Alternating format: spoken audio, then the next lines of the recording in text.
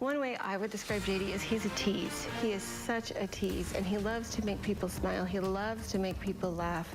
Remembering an Eagle River man who died in last week's Bering Air crash, his wife talks about the loss and what she wants you to know about her husband. Any aviation accident is a tragedy. We have far too many of them. Plus, addressing aviation concerns, Senator Lisa Murkowski explains a challenge in Alaska aviation safety. And new warnings in effect across Alaska tonight for heavy snow and blizzard conditions. I'll let you know when and where. And the Iron Dog is just days away. We take you to Wasilla for the team meet and greet. You're watching Alaska's news source. Emotional moments tonight from JD Monker's wife as she remembers her love lost in last week's plane crash.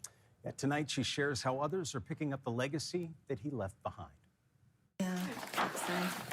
We text each other every morning. 2013? I waited a long time for him. It's easy to see the love these two shared. We said it a lot, and he showed it all the time. For over a decade. He sends me a text that says, "Good morning, beautiful, I love you," and I text him back with a "Good morning, handsome, I love you." Those are the texts Stacy Monker and her husband, JD, shared every day, including last Thursday when he got ready to fly out from Unalakleet on Bering Air. The last text I got from him was, "We are headed to Nome." As she waited for him to return home from a work trip. The rule is you have to text landed, and he didn't text landed. JD, one of the 10 people killed during the fatal Bering Airline plane 445 crash. I'm heartbroken, completely heartbroken, but faithful, and know that I'll get to be with him again. As she remembers the love of her life. And the one thing I know about JD Monker is that he loved God and he loved people and he loves his family. A Wyoming farm boy with a love of the outdoors, known for his country dancing and JD-ness. Because he's a little hard to describe sometimes. He's a lot. And his giving nature. Well, I think honestly there's going to be a great big hole because JD is the one that everybody calls. So there's going to be a hole left because he loves everybody. Seen, she tells us, through his work in the church and his willingness to always help someone. Service and faith. His legacy, she says, felt in the support she has received from others. I think so many people are reaching out because he reached out to everyone. And so I think it's really neat to have that back. As his memory now lives on through the legacy he leaves behind. Which is if you have the opportunity to do something kind for someone else, you do it. Georgiana Fernandez, Alaska's news source. And as we continue to learn more about those lost on Flight 445, we have received a new photo of the pilot, Chad Antill. We continue to document the stories and memories of the 10 people on board as the state mourns the loss. And the sun has been so nice this month, but we hear clouds and snow are on the way.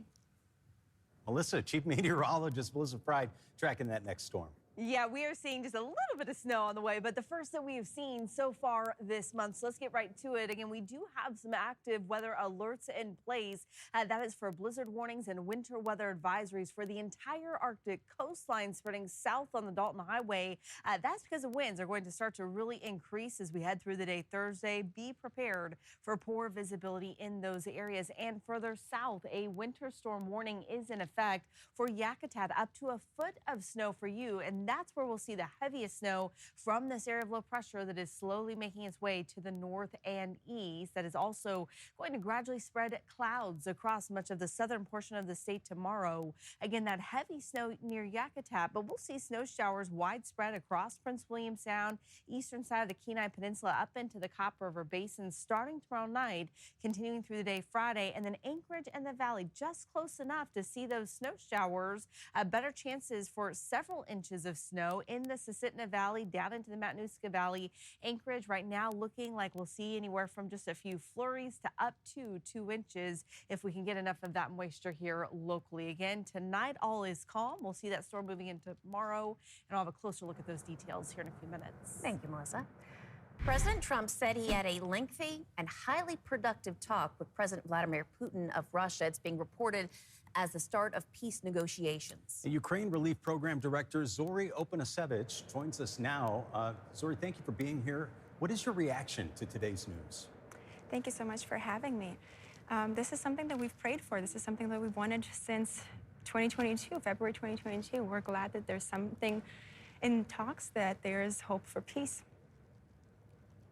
Absolutely. You know, what has your experience been like, and for people that you have talked to who have come from Ukraine to Alaska?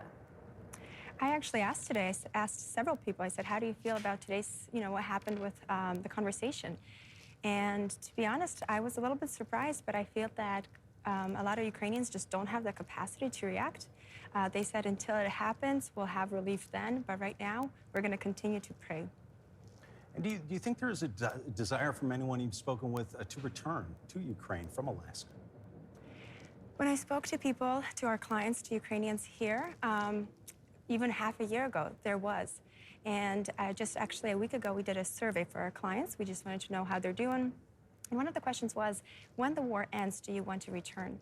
And to my surprise, 100% said no.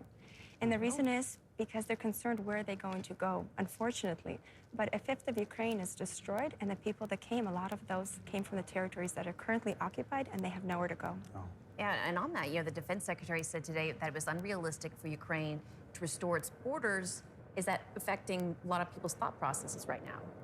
I think that is in the front line of their thought process. That is why they are concerned.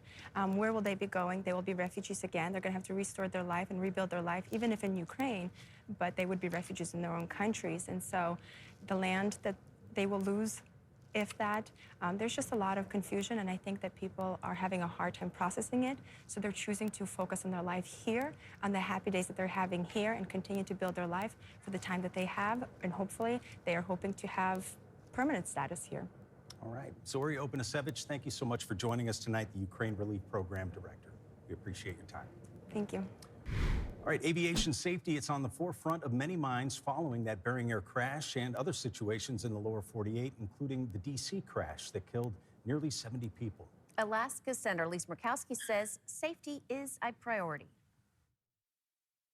Our technologies will help us get through even some of the toughest conditions, or at least advise us that this is a day that we just stay grounded. And so making sure that that we have systems that not only work, but that are current and up to date.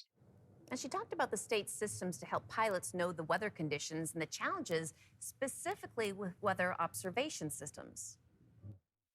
There's about 150 of them around Alaska. On any given day, you've got about a third or more that they're down, they're out. And so as we were driving over to the press conference yesterday, I said, how many of our AWAS systems are down right now? And we're told 51 of 150 are down. And the senator says that she is asking the questions about why the expensive equipment that pilots count on, why does it go down? And we do have our extended interview with Senator Murkowski posted as a podcast. Not competent to stand trial. That was a judge's ruling today about the 23-year-old man prosecutors say shot 3 people in Muldoon last September, including a police officer. 23-year-old Jalen Baker was in court today for his competency hearing. Also in court, the 2 people prosecutors say that he shot in the upper parts of their bodies. An officer was also shot in the leg chasing Baker. Prosecutors say that Baker shot the 2 off-duty Department of Corrections officers September 23rd while they waited to pick up their children from school.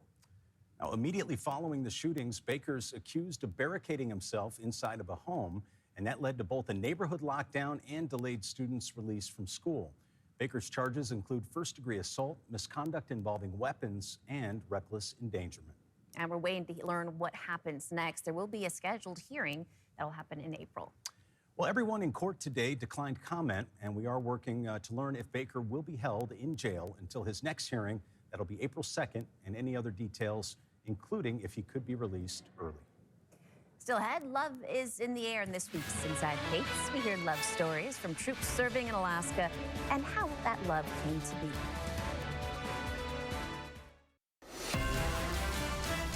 You're watching Alaska's news source.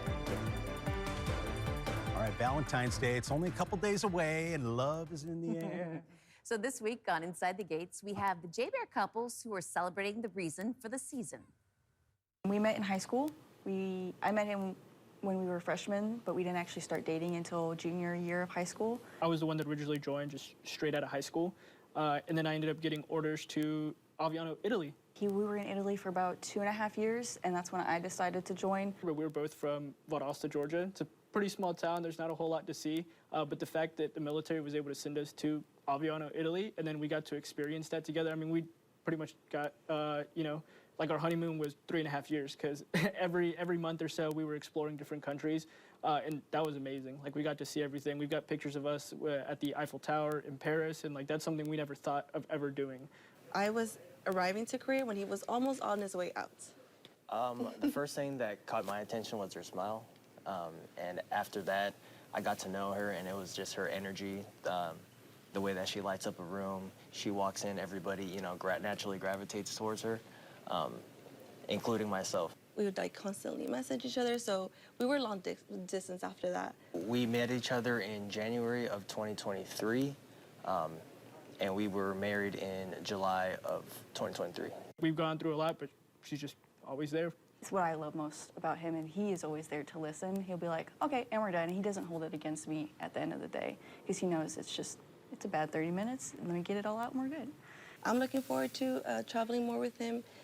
He's looking forward to starting a family. We both want to start a family, so. Trying to find the balance between seeing the world and also establishing our family. We kind of have a mini family now. We have 2 cats, but we would love to have a child of our own. We don't know what the future holds, but at least we have the moment now. That's kind of how we love each other every day. Thanks for listening. Click subscribe so you can get the latest podcast from Alaska's news source automatically. And stay up to date with breaking news and in-depth reporting available for free 24/7 with the Alaska's news source app.